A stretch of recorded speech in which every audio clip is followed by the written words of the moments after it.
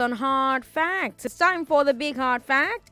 From now until 6, we're diving deep into one big issue in Nigeria today. And yes, you can watch on Facebook and on YouTube, Nigeria Info FM. Today, we're doing things a little differently. We're bringing you a special interview. Hard Facts is where you get to hear from decision makers themselves. We deal in facts here. There's no speculation or commentary or beer parlor talk. And so we always like to help you hear from the horse's mouth. And today we have a sit down with a senior special assistant to President Muhammadu Buhari on public affairs, Mr. Ajuri Ngelale. Thank you so much for joining us, Ajuri. Thank you so much for having me, Sandra, and happy Eid to our Muslim brothers and sisters around the country, and happy rest day to all Nigerians. Yes, but I'm not resting though. I'm here working. You're not resting either. That's true. That's true. That's true. You're not resting either. It comes with the territory. Yes, it does. So today we'll talk power. We'll talk job creation. We'll talk manufacturing for export. We'll talk border closure. Yep. We'll talk about the president's trips to Russia and Saudi Arabia and so much more. Now, Ajuri Ngelale is here so that you can hear from the presidency and also so that the presidency can hear from you. Absolutely. So I want you to call in throughout the show with your questions about government policy. And I'm going to say it again, government policy.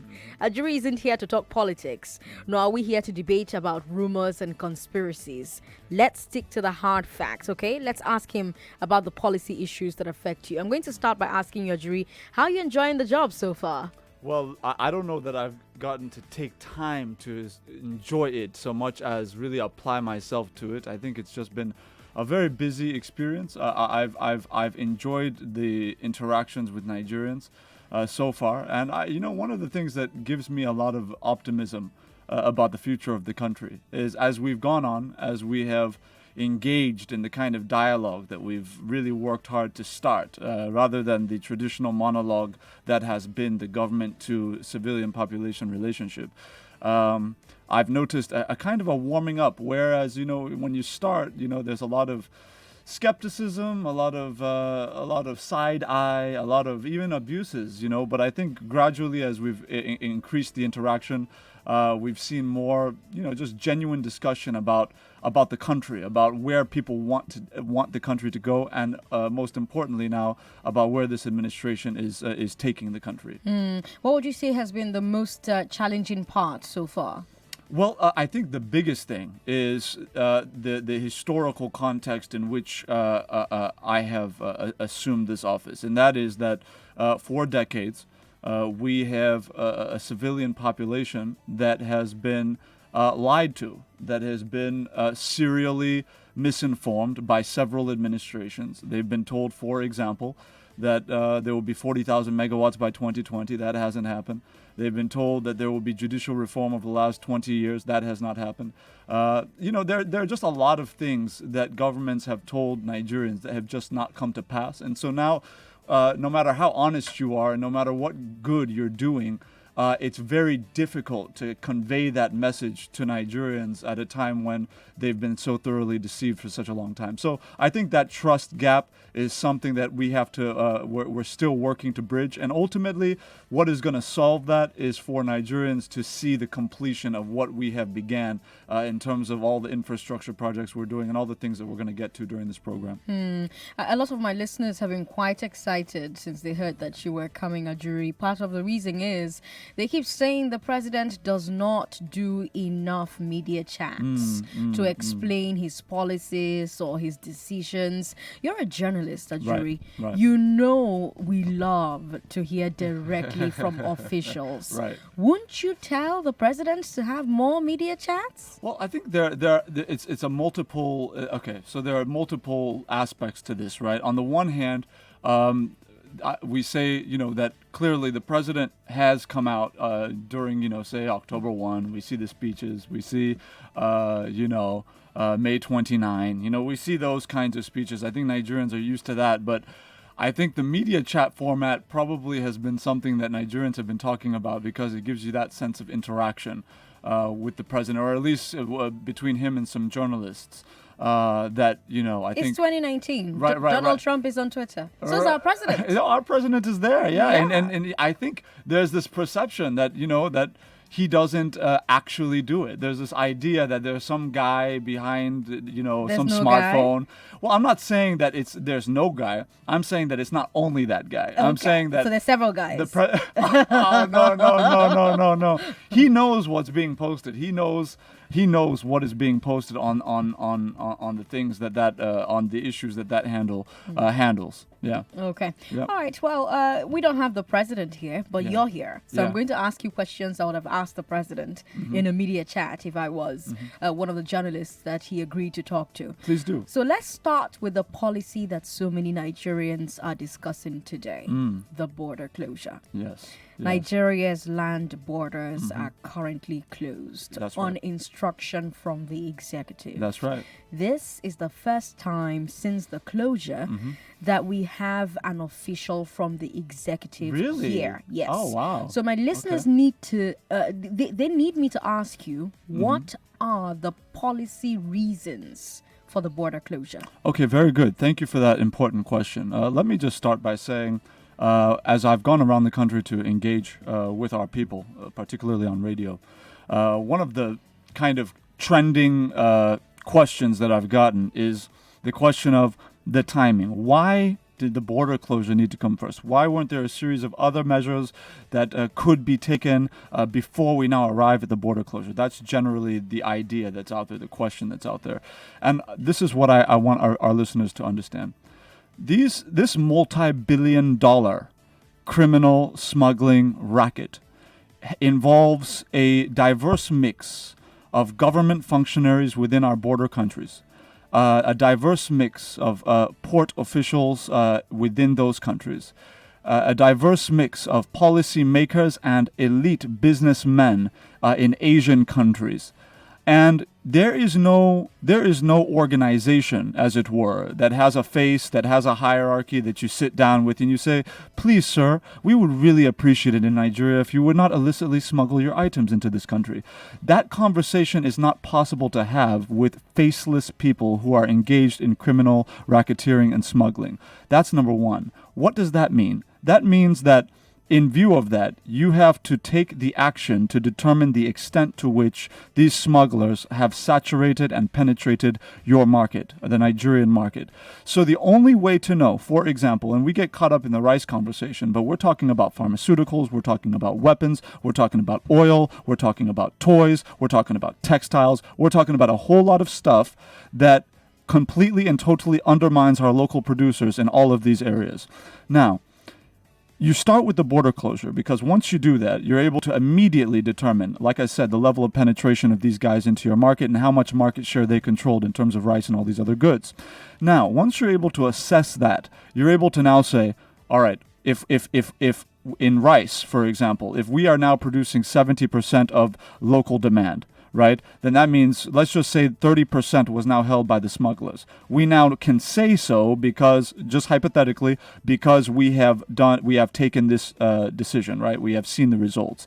Already we have seen the reduction, massive reduction, in our oil import consumption rate from 61 million liters per day down to less than 50 million liters per day now, which means obviously that 11 plus million liters per day was being sent over the border into some other countries at the profit of some unknown individuals. Now, by the time you times that by 30 days, you know we're talking about tens of millions of dollars in subsidized PMS that we're simply losing to this. That's on the one end. On the other end, you have the customs in September being the first full month after the border closure, reporting the highest revenue generation on a monthly basis that they have ever recorded at 115 billion naira. Right, you multiply that over the course of 12 months, and you're talking about an annual record, a year's record in terms of revenue generation. So now some of these illicit smugglers are now being forced to go through the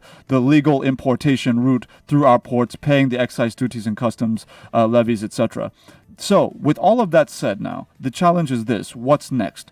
Because our people are experiencing the pain of some short-term price increases on commodities that they buy, right? Especially rice. We've seen some increases around the country. We want our people to know that we understand it. We're not ignorant of it. It's not that we don't know. We absolutely do know. What we are saying is this. until we are able to get our local producers to meet local demand and satisfy local demand, which means we are fully self-sufficient in food production across staples, it's only at that point that we can begin to export, right, and earn Forex instead of paying Forex to import. Now, once we do that, what now happens? There is incentive for local producers to compete with themselves because why? They know that they control their own market and they know that there's now a market for export. Once that happens, the competition rises, and naturally economics tells us, and it shows in practice, that once you have competition, prices come down. So we're pleased appealing to our people that this is a progressive thing. It is something where I liken the border closure issue to a surgeon operating, right? For a long time, we've been wearing a Band-Aid, right, which is this allowing, essentially turning a blind eye to what we know is going on with this illicit smuggling, which is consistently undermining local production, which means that the Nigerian civil servant, the Nigerian teacher, the Nigerian doctor, everybody in Nigeria essentially, right? They go to the market, they buy this Thai rice or Vietnamese rice, okay? We're paying to have Vietnamese factories stay open, employing Vietnamese workers while we have an unemployment crisis in our country, and we are deliberately, by virtue of the way it was, simply allowing that to continue. And Mr. President is saying no. We need to take the Band-Aid off. We need to open the wound, address it, heal it properly so that we can actually have an economy that employs our people, that is inclusive, that attracts industry, that takes advantage of all of these goods across the markets that are locally produced. Okay, so you've said quite a lot, and we're going to unpack them. Okay. Yes, so you've mentioned smuggling, you've mentioned the farmers, right? You've mentioned security along the borders. Yeah, rice millers, all yes. that. Yeah. So let's unpack. Okay. Let's start with the final thing you talked about, rice. Okay. Nigeria currently produces about 4 million metric tons of rice, but consumes about 7 million metric tons. There you go. We would need almost to double our current production to meet local demand fully. This will definitely take years. Is the government prepared to keep the border closed for years? Okay, so very good question. Thank you for that important question. Okay, so this is what that calculation does not reflect. Okay, this is a very important point. When we talk about illicit smuggling, what naturally comes to the mind of most Nigerians immediately is that which is being smuggled into the country. What is not really talked about enough, in my humble opinion, is what is leaving the country illicitly. Okay, yeah, we talk about diverted PMS, for example, right? Oil, but we don't really talk about the illicit oil quote-unquote export, because it's not an export, it's just a smuggling out of the country. You have Nigerian farmers, right? And this comes down to patriotism, and again, we have a long way to go in terms of the reorientation of our people, which is a topic, right, probably for another day. But what it has to do with is you have farmers, our own Nigerian farmers, who benefited directly from the policies of President Muhammadu Buhari's administration, the anchor borrower scheme, with several other CBN interventions. Now they were able to leverage on those interventions to enhance their agricultural production. Now, this is what they've been doing. They would take their production, maybe rice, whatever the case may be, and they simply take it over the border to Niger, take it into places like Benin and some of the other neighboring countries, and sell it for more than what they're getting locally in wherever it is, whether it's Katsina or Niger, or Niger State, or wherever the case may be. Okay. Now, what that has done is it has not given us, we have not been able to effectively quantify, just as we have not been able to quantify the extent of penetration of the illicit smugglers into the country, you now cannot really quantify the fullness of your local production, because some of the production is being diverted out of the country.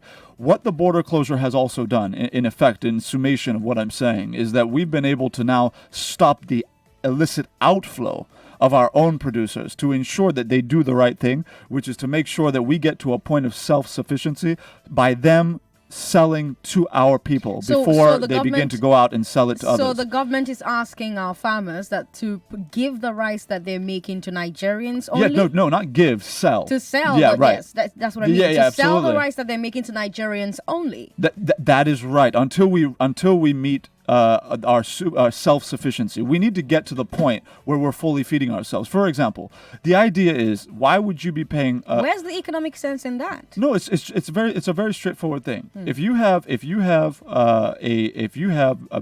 let's just say millions of dollars that you're paying for imported rice, right?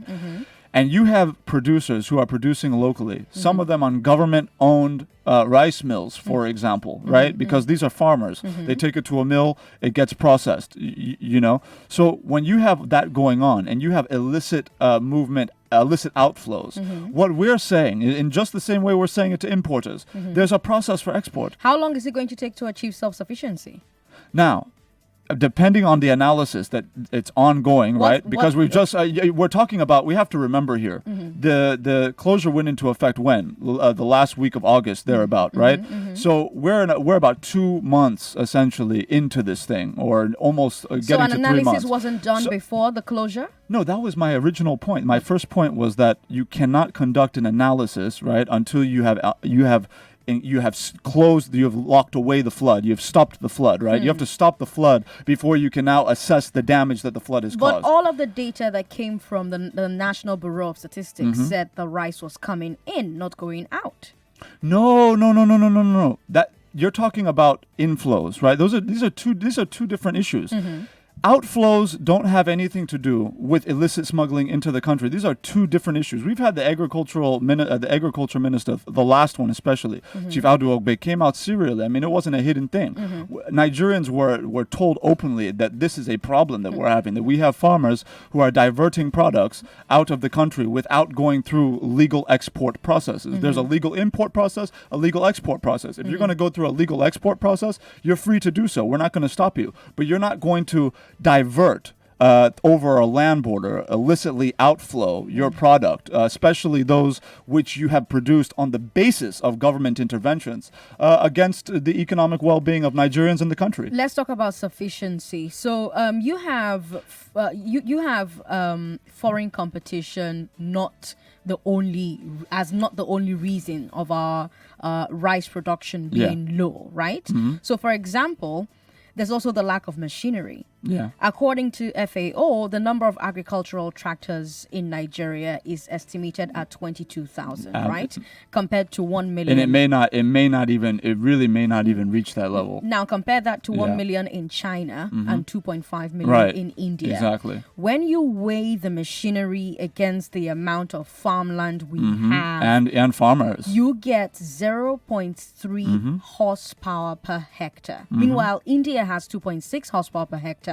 And China has 8 horsepower per hectare. Exactly. So basically, to get to the same level of mechanization as the leading farming nations, we need to multiply our investment in mechanization by tenfold at least. At least. What provisions and that's is just the a starting government making? point. Yes. Yeah. So what provisions is the government making for that level of investment? Very good. Thank you for that question. Okay, so I want our people, and I always say this pretty much on every interview, is I don't like people to just take my word for it. I want us to develop a culture in this country of fact-checking regardless of who's speaking. If anybody has a smartphone, verify what I'm about to say. We have a $1.1 billion deal, MOU, with the Brazilian government that we call the Green Imperative. The Green Imperative has multiple legs to it. On one end, they are going to establish a set of plants, right, that are going to assemble tractors in this country, right? Now, the first leg of that deal is about 10,000 tractors. That's separate from the MOU that has been signed when President Muhammadu Buhari visited U.S. President Donald Trump in the White House. One of the MOUs that was signed was an MOU between the federal government and John Deere, the American agricultural equipment manufacturer. That is another deal that has to do with the establishment of factories across Nigeria that will be building John Deere agricultural supplementary equipment for the sake of what you're talking about. Now, under the Green Imperative deal, we are going to establish 780. We have 774 local governments, 780 processing centers. What Mr. President has identified is that we are currently at a major competitive disadvantage with the Vietnamese, with the Thai. What has been happening is this. the tie, and I happened to be in the room, by the way, when the Vietnamese vice president, or he's a deputy prime minister, when he came into the villa, and he was essentially appealing to our leaders to bring down the levies and all of that on import, so that they can now, instead of the illicit smuggling that they're essentially saying, yes, it's true, we've been doing it, now they're saying, let's do legal imports, but we need you to reduce your rice import rates and all that, which obviously is not something we're willing to do because that discourages local production. But that's another story. So what they do is they have been mechanizing, as you touched on it in Asia, they've mechanized, right, for a long time now. So they now have about 40 to 50 years worth of mechanization experience. They now, as a result of that, have rice, for example, that does not have stones, that is very high quality because of the systems that have been put in place through the mechanization we're talking about. Obviously, we are on the other end of that. We're still doing manual farming practices, archaic farming practices, and that's why you'll find that we have issues of stones in our rice and all the other quality issues that we have. So they bring it into the Benin Republic port in Thai bags, right? Now, in connivance with the Benin Republic authorities, they now open those bags, cut them open, pour their rice into Benin Republic bags as if it's made in Benin Republic, to bring it into Nigeria to take advantage of the ECOWAS free trade protocols, which will essentially save even more money for these guys. All of that is important because that has been the main reason why they have been able to get such a huge depth of penetration into our market, is because their quality of what they're producing based on their mechanization is significantly outpaces obviously our rate of mechanization. What's our plan to answer that? That's what I'm talking about, which is the green imperative. So with the 780 processing centers, Mr. President has said that African trend, right, of African countries sending raw materials to export to European and Asian refiners and processing centers. So, for example, we send our soybeans to Germany, where they now put it into a factory. They take the soybeans, process it into vegetable oil. They sell it back to us at 4 times with the imports, right? Isn't that an indictment on us? It's an indictment on leadership across the continent over decades, right? So that is what we're now reversing. For the first time, it's this president that is actually reversing that. So what he has said is that we need to now process our raw materials. And that is why in this deal we have the 780 processing centers that we're going to build, establish across value chains. Not just soybeans into vegetable oil, but things like cashews, which we've already started, by the way. We've already started exporting cashews. You can look at Google where we're exporting them through. We're exporting the Nigerian Export Promotion Council. Which port are we exporting them through? No, that would be Apapa. I mean, that's the usual. The same Apapa port with the issues that Apapa port has? No, I mean... there was a report sometime about the amount of cashews that went bad at that port. But it's not just ports, it's not just seaports. Obviously, you know that there are air exports, right? There are that's why there's customs and all that in the airport. So are some of these cashews going through our airports? Of course. But it's not just cashews. I mean, you're talking about all sorts of different goods. No, you mentioned cashews, and that's why I raised the point Right. cashews. But I'm using cashews as a case in point to look at all the exports that we're doing that we were not doing prior to 2015. Well, I want to just quickly say something. Okay. I want our people, just very quickly, just do a quick Google search on the cashew export issue and see what comes up and who we're exporting to. I need you to tell me something about this Benin Republic situation. Right. So it's a major problem, yes, because it is costing government tens of millions in import duties, while also skewing competition in our market. Now, if we get a promise from Benin Republic to crack down on this practice, how do we ensure that they're keeping their word? Thank you. What type of monitoring that program takes us to the solution. are we calling for? Yeah. First of all, I want to just say something very clear and very unequivocal. The idea that it's going to take us years to be self-sufficient in rice is not correct. It will not take us years. By the time our local producers continue to take over that market share that was dominated by the illicit smugglers, which is already happening, by the way. What programs are we calling for from the Benin Republic government to ensure? No, that's where I'm going. I'm not hiding or running from your question, but I need to lay the context for our people to understand, because not everybody knows what you know. Okay. So now, the what we're doing is this. I'm saying that because we are not going to keep the border closed for years. That's the point of me saying what I'm saying. Now, within the negotiations that we have on ground with the border countries, what we have said to them is very clear. within what to stop what has been happening. So, for example, we're not taking Benin Republic at their word after this. The solution involves a coalition of all the countries involved, right, within the ECOWAS, to essentially take whatever products come from Benin Republic ports, right. There's going to be now a coalition of customs officers or officials, and not just customs but other officials of all the countries, right, that have been designated for that purpose, to track every item that is supposed to be going to a destination. So, for example, if something's coming into the Benin Republic port, then it's for Benin Republic, right? That can now be identified by a coalition, not by what the Benin Republic authorities are telling us. So that's one measure. On the other end, we are also now enforcing a new regulation that will see that anything that gets to our ports. Some people have said, well, why don't you just fix Nigerian ports or fix Nigerian customs? That's not how this works, right? That's part of the solution, but that is not the solution, because it's kind of like how do you don't stop a robber, right? Ideally, you don't stop a robber when he gets to your doorstep. You hope that the robber is stopped well before he gets to your house. That's what you hope for. So the idea is nipping it in the bud where it is, right? So if the point of entry is Benin Republic or Ghana or whatever government's port has been benefiting from the process, you need to stop it there. And then also while you're doing that, you simultaneously. What's our plan to stop it? That's what I'm talking about right now, which is the coalition. Because I have to mention, if criminals based in Nigeria have been illegally smuggling out, for instance, subsidized petrol, you mentioned that when we were talking earlier. Isn't that an indictment on our own security agencies' inability to police the borders effectively? Because it wasn't Benin border guards that led them through. It was ours. This is the interesting thing, Sandra, is this idea that somehow we are, government officials are in some sort of, they're wearing rose-colored glasses and they don't really understand what's going on. There's this perception. Nobody knows the rot within the customs more than the Nigerian government knows the rot within the customs. So how are we going to fix that problem? Exactly. Now, what we've been doing is, first of all, even within immigration, because they're in some form involved in terms of some of these border-related issues. We have had the Comptroller General of the Immigration Service, just for example, and you will not read this on any newspaper, I assure you. He wears a disguise, just like a regular guy, and he goes through an entire process, Now, he's interacting with his officials who do not know that he's the one, just for example. He's taking names, he's watching what's going on. There have been officials sacked on the basis of those kinds of sting operations.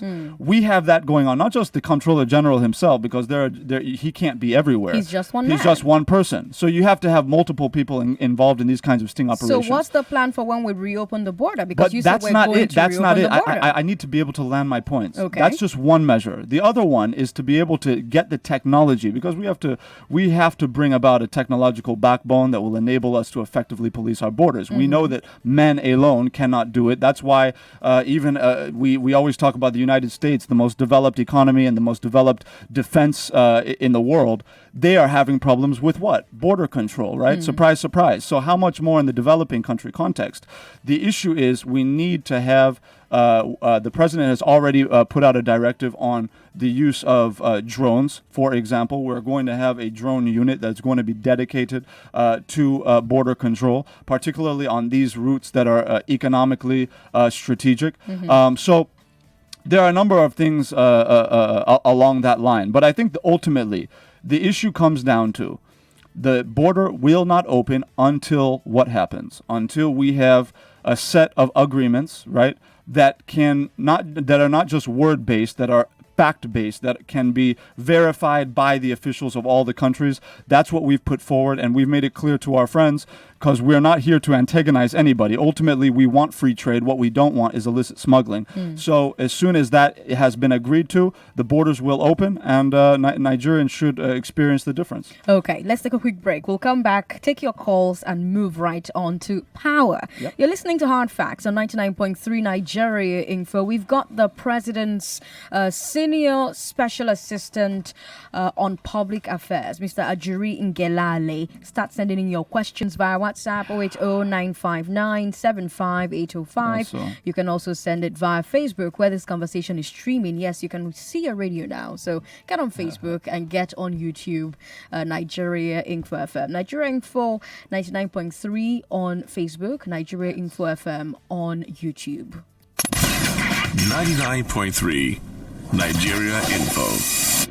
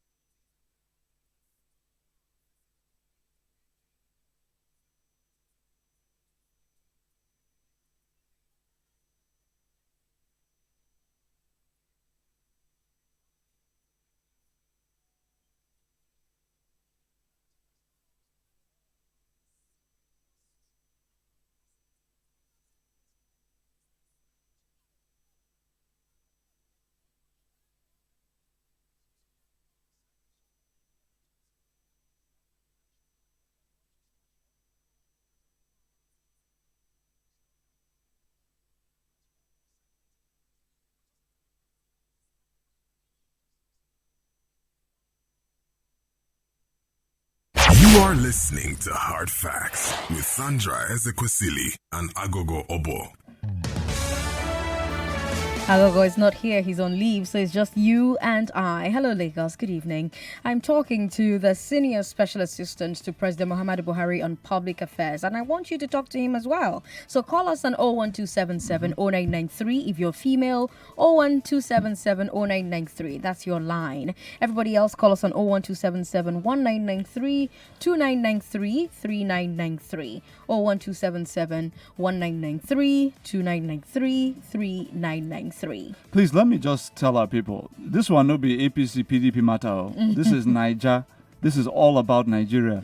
So we want your questions on the basis of this country and your love for this country. It has nothing to do with party or any of that. So I want questions from everybody. let's be fair, let's be constructive, and expect honest answers. Okay, we've got Olamide in Igondo. Olamide, hi. Good to have you on the show. I'm fine. Good afternoon, sir. Good afternoon, my brother. I really appreciate all the clarity you have put so far on this closure. God bless you. You see, I think the federal government, they are working in the right direction. Yet, despite the fact that customers recorded a huge success, I still believe that there are so many anti-government in that sector. They are the ones working against the government. Ordinary man cannot be involved in smuggling acts. So I believe that if more scrutiny should be done concerning those custom officers, because as we are even talking about, we are on this issue, I believe that partial smugglings are still going on. So government needs to work more. I just believe that this will lead us into a great achievement. Olamide, thanks for calling us. We've got Nelson in Ojota. Hello, Nelson. Thanks for calling. Okay. Go ahead, Hello, Nelson. good evening. Good evening. Yeah, good evening. My name is Nelson. Yes. I've been listening to the topic and something caught my attention. I have seen it happen and it is still happening up to today. Okay. Our borders are so porous when it comes to movement of things, especially for petroleum products outside Nigeria. They have a cartel. I was in Sokoto one. I have traveled to every state in Nigeria. Okay. I have seen it happen. Right in my own presence, they took away. Trailers will line up. They take fuel to Niger. You just have to get it right. If you're a novice, if you've not done it before, that is the only time they will arrest you. Are you getting me? The custom officers in that axis, they all play a part. You go to a filling station and you see about 10 trailers. They are all filled up with petroleum products. They have a particular time they move. They go through Niger, through Ilela. Ilela is not far from Ilela is the border town between Sokoto and Nigeria. Okay. That is where those petroleum products are moved from. I have seen it happen. Right. I'm not joking. People, you guys should go and investigate. Before they move, they must have the controller guy, the custom officer in charge of that unit. They will contact him. They will give the vehicle number, the driver's number. If you are just doing it for the very first time, if you are not documented, that is, if you have not called them to tell them that you're coming, that is. Have you ever seen them arrest anybody that like this? They don't arrest anybody. All right, Nelson, thank you so much for calling to make your point. Our final call is John, who appreciates the efforts of the federal government. Hello, John. Hello, good evening, ma. Good evening. I really salute you and your efforts. It's a lot to strengthen you more and more. Thank you. I want to just share my own contribution on the ground. Yes, do it quickly. We don't have a lot of time. Okay. Go ahead. Okay, good evening, Mr. Ajuri. Good evening, my brother. I really commend the efforts of the federal government. It's a laudable move. Thank But you. that is if it is very sincere. If it is very sincere, please go ahead with your objectives. The Lord will bless you. Amen.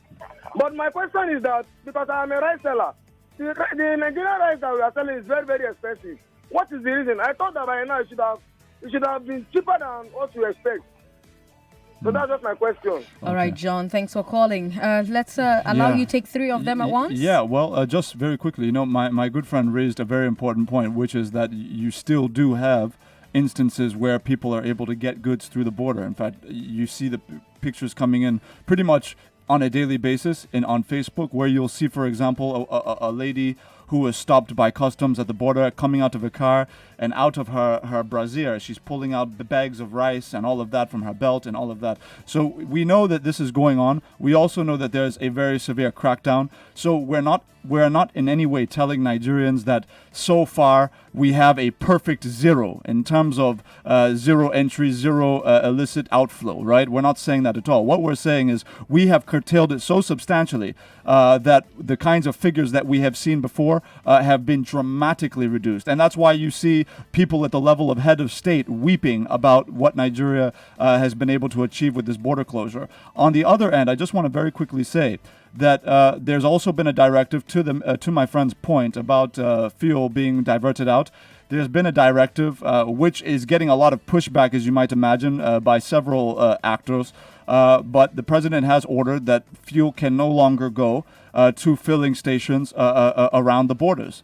That anybody who is looking for feel within border communities will have to move a bit inward because of some of these challenges that my friend has rightly identified. So these are real issues. We know that they're issues, and we're going to continue with our clampdown.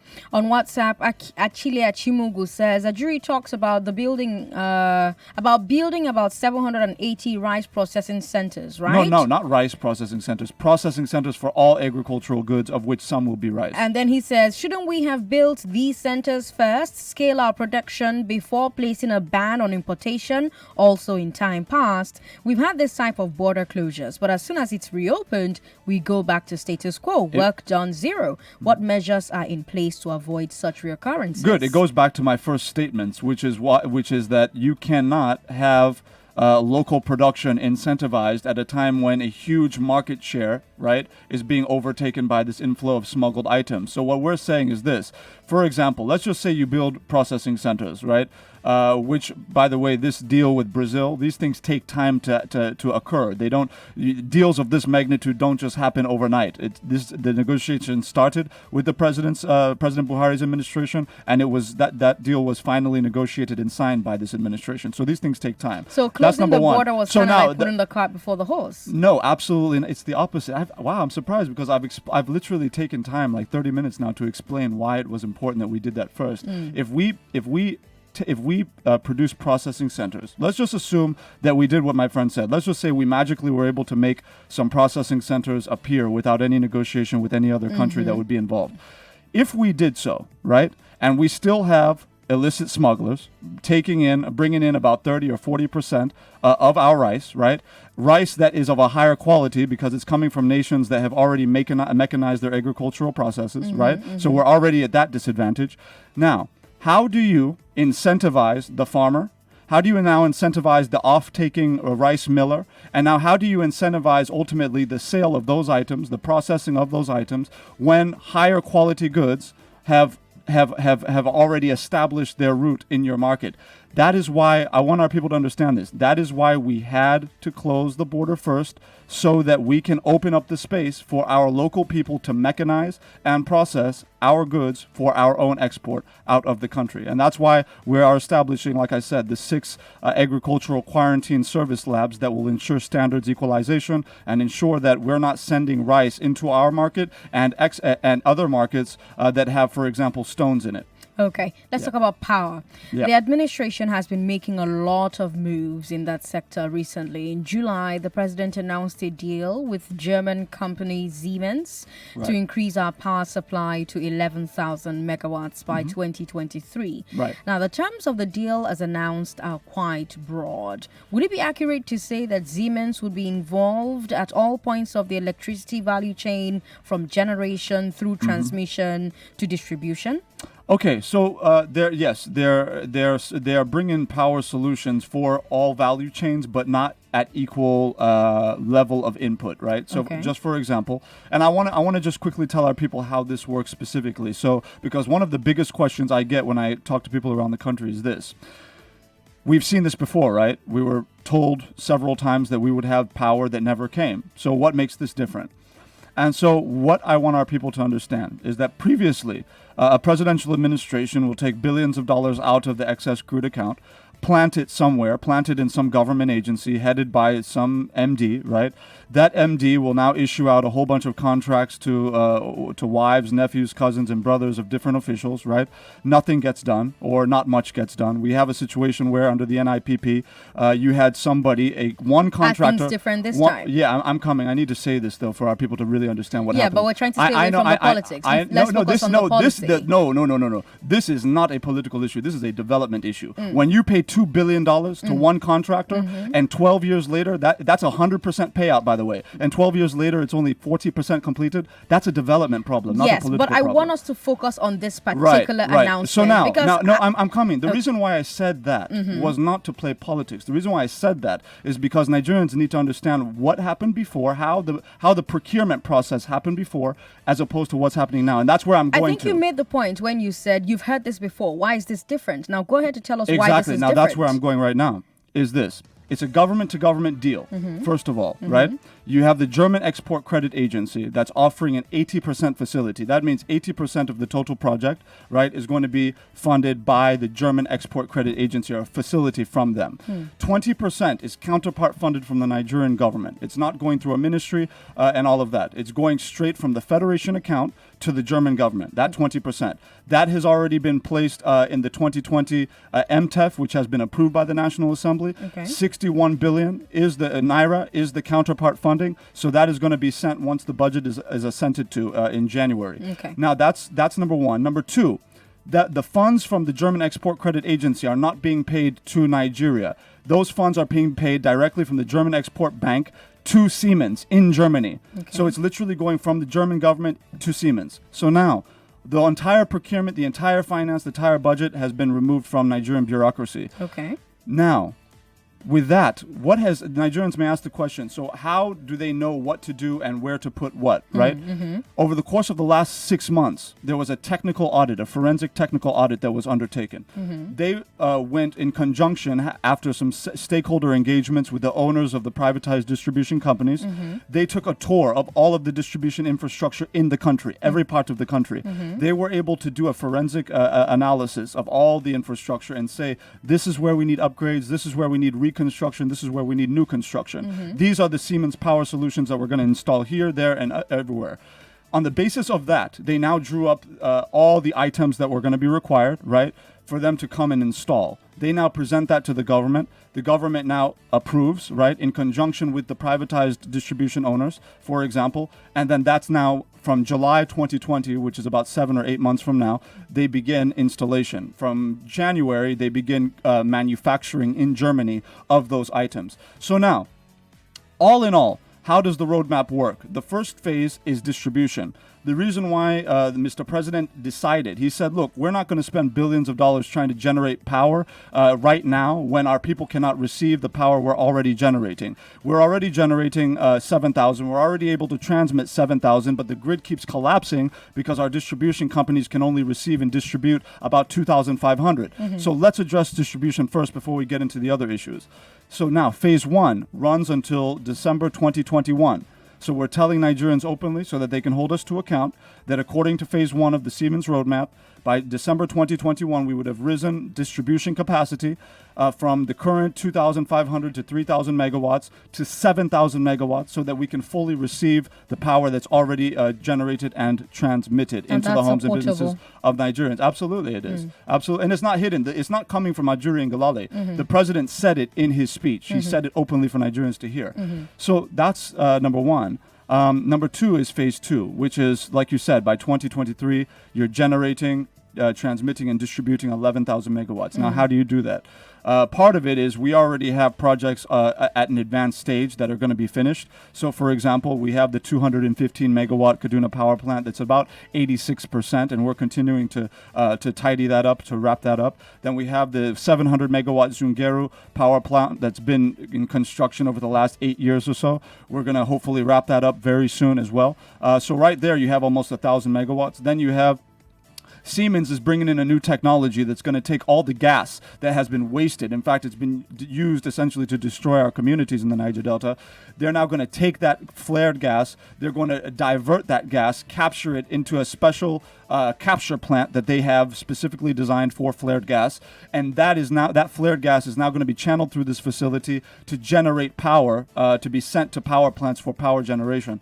That's going to add another 1,000 megawatts as well. Now, the biggest aspect of that deal is that right now the NMPC is within about 4 months of closing the financing negotiation on a $2.8 billion pipeline, gas pipeline. That's the Aghogho to Kaduna to Kano gas pipeline running through Abuja.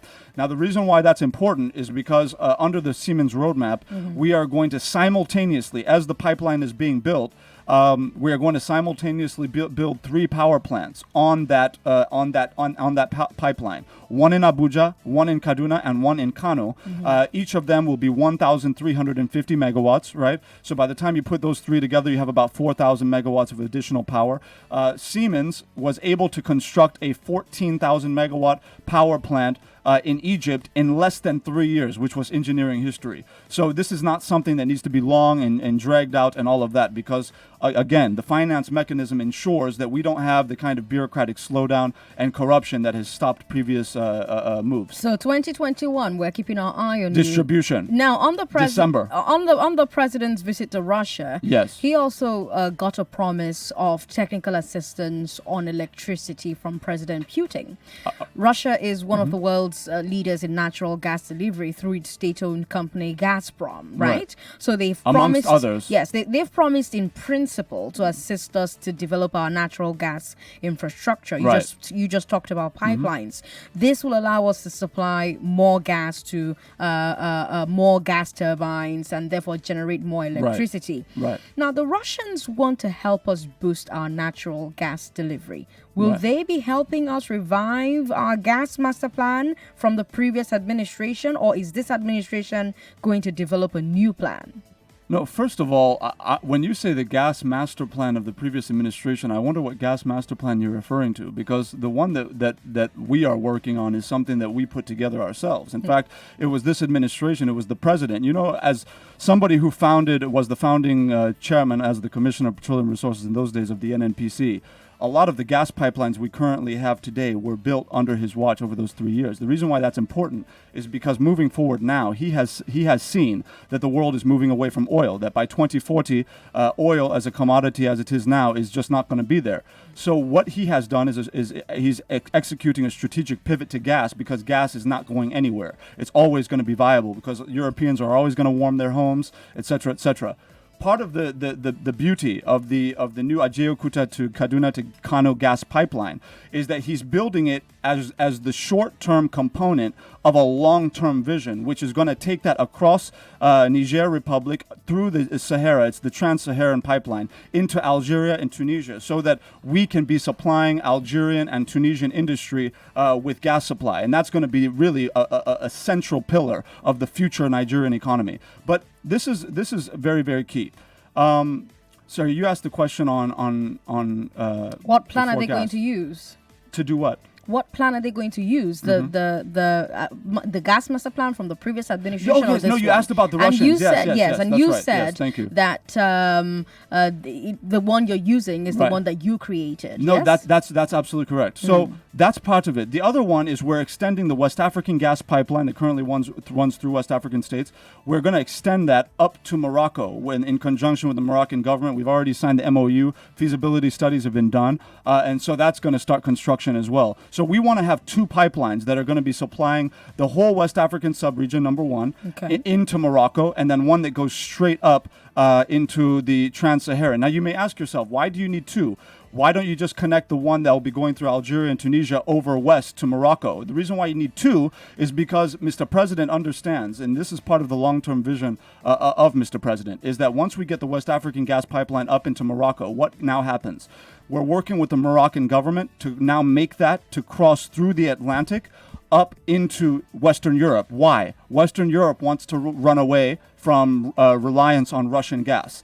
So it's now in the interest of France, of Germany, of London, of the UK, and of Ireland, and all these countries that have issues with Russia, have issues with China. They're now looking to African gas as a long-term solution to now ensure that the Russians can't simply shut off their gas in the middle of the winter in case of a conflict. So these are some of the long-term issues that most Nigerians don't know about, which we're going to continue communicating. But I want to touch the Russian deals, because this is very, very important. Yeah, and that's where we're going next, because we're talking about the Russians. It's a good time to ask questions about the Aghogho steel complex, because you mentioned that that's as part well. of the agreement. Now, the president announced that there is now a government-to-government agreement with Russia for the completion of that project. How will this project be funded? Will it be full upfront, or will it be installmental payments by Nigeria? Let me will tell it you. be loans? Right. Are the Russians paying for it? Right. So now what you have is an agreement with the Frexim Bank, right? The 1 billion. So there are two issues here. You have a Ajeokuta steel plant, right? Now you have the National Iron Ore Mining Company, NIAMCO. Now one needs the other, because obviously it's the iron ore you get from Itakpe that we will now use to produce steel. So we've gotten a $400 million facility for the restoration of Niamco, right, from the Russian government, right? The second one is, and again, Did we pay for it? I'm sorry? Did we pay for that? The $400 million restoration? No, for like any Niamco? facility, just like the Siemens deal, just like Chinese Railway, you definitely have to pay it back. There's no grant or free lunch. Okay, so we're paying Yeah. for this. Oh, absolutely, How but are it's worth it how because are we need to paying for it? industrialize. So we're borrowing to pay for it? No, see, if you take, for example, if you have a $400 million facility to revive that plant, I didn't even get to Aghogho because that's now a $1 billion facility, right, separately, that involves not just the Russian government, but a Frexim bank, like I said. Once you get those moving, what now happens? You take the Chinese path, which is you can't industrialize until you can produce your own steel, right? So once you're able to industrialize, because that's what we all talk about. Everybody talks about building factories, building industries. The reason why, aside from power, stable power supply and issues of roads, rails, all the infrastructure that we're really working hard to try and build around the country, is the issue of steel. And so what we're saying is, if we get our steel produced locally, even off of this facility, which is a low interest facility, by the way, if we're able to do that, once we're able to do that, rather, what you're going to now have is industries coming in know that they're not going to have to pay huge amounts of money to be importing steel requirements. But we're currently paying the Russians, the Germans, the Saudis, the Chinese that are assisting us with these things, right? Not all deals are the same. Not all deals are the same. Yes, but we're paying for these deals. We have to pay for our infrastructure. So we're it's our taking up. So infrastructure. it's requiring us to take on sizable debt. What it's requiring, see, there are two things here. First of all, we can't, there's an issue in this country. A part of it has to do with not knowing how things generally work globally, which is this fear, right, of debt, right? And I want to explain Fear something. of debt I'm coming. is valid, but you're not Ajuri. allowing me to finish, please. If you Okay. interrupt me, I can't land what I'm telling our people. The reason why I say fear of debt is because there is dumb debt, right? And then there's smart debt. Dumb debt is, for example, when somebody takes out a debt to pay salaries, right? Because those salaries are going to be swallowed up, right? And then there's no return on Are investment. we not currently doing that? That is Currently- absolutely not happening, and that has been one of the biggest pieces of misinformation in the public domain. So we're and I not, can prove we're not that. currently borrowing We to are pay not. salaries. We are not borrowing to pay recurrent expenditure or salaries. That is Okay. provable. That every time we get, and this is something that people use to deliberately misinform our people about our debt, is when we borrow, we submit borrowing plans to the National Assembly. Okay. Every borrowing plan, right, has detailed projects that it says, okay, Lagos Ibadan. Okay, what are we borrowing? Okay, approved, done. So it's all project tied. It's capital project tied. That's why when we take out, if you look at debt servicing, for example, just for example, if you look at where we're taking our debt to fund, right, you're going to realize that it's almost always just the amount that the capital component is. What does that mean? Our inflows, our projected revenue from tax generation and all these things, that is what we apply toward our recurrent expenditure. For example, our total recurrent expenditure, that's salaries, overheads, and all of that, 4.88 trillion in the 2020 budget. But guess what? FIRS is generating 5.3 trillion last year, and they're going to eclipse that this year. So all the money what we're I'm making saying is going into recurrent expenditure. and and we're having to borrow to do the rest. So what we're saying is this: we now have to. That's why that's the whole issue around raising revenue, is because we have artificially low tax rates. Okay, right? so let me ask you this: our federal government debt is But already I didn't at finish the my highest original levels. point. I'm getting taken to different places. You're not allowing me to finish my point. I know, but it's a great conversation anyway. I know, but it's not helping our people if they can't understand. No, but- I need to say something. Okay. The issue is this: dumb borrowing is when you borrow to pay salaries, which we do not do. Smart borrowing, which is what any private company or government does, right, is when you borrow to build infrastructure. Why? Because when you build infrastructure, for example, you're now ensuring that in these environments, you're going to have companies come in that ply that infrastructure. You're going to have power supply stable. You're going to have all of these things in place, and it pays back. Recurrent doesn't pay back. Capital pays back. That's why Okay. we borrow for capital. But our federal government debt is already at the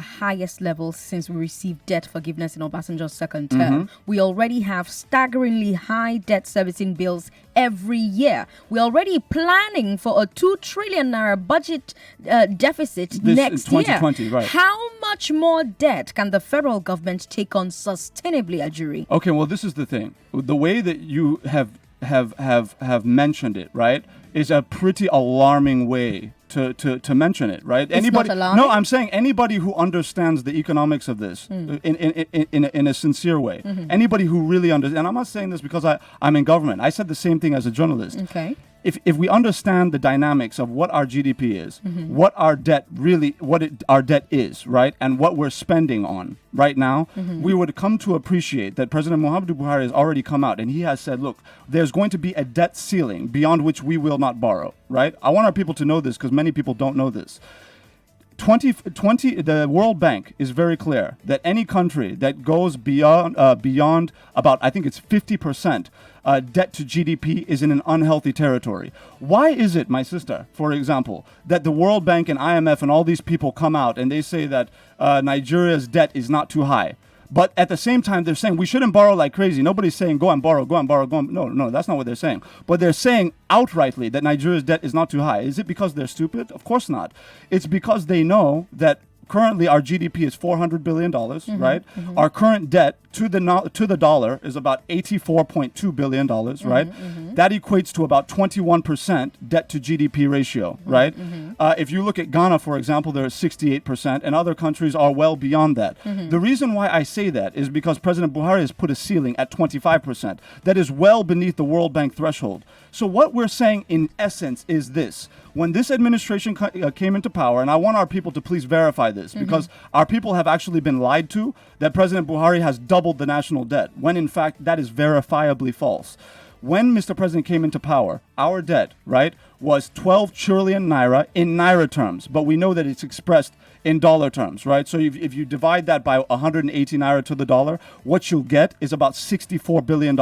When this administration came into power, I'm saying it openly, our debt was $64 billion, $63.8 billion. What our debt is today, and I ask anybody to go and verify this, is $84.2 billion. What does that mean? We added about $18 billion. As of June this year, we added $18 billion over the last 4 years. Okay. So it's not doubled. It's not even close to doubled. Ajuri Ngelale, unfortunately, we're out of time. I wish we could go on. Because our people need to know these things. They're being deliberately deceived, and I'm trying to fight it. You should come back. I look forward to it. Come back on the show. Let's talk some more. You've been listening to Hard Please verify Facts what I've said, my on people. 99.3 Nigeria Info. Godwin is standing by for the news at 6. After him, we're going to have conversations with Rufai Takeover. I'm Sandra Ezekwesili, and you can continue this conversation online. You can watch it on Facebook and YouTube, Nigeria Info FM, if you missed any part of the conversation. And of course, Ajuri Ngelale is on Twitter as am I, Ezekwesili.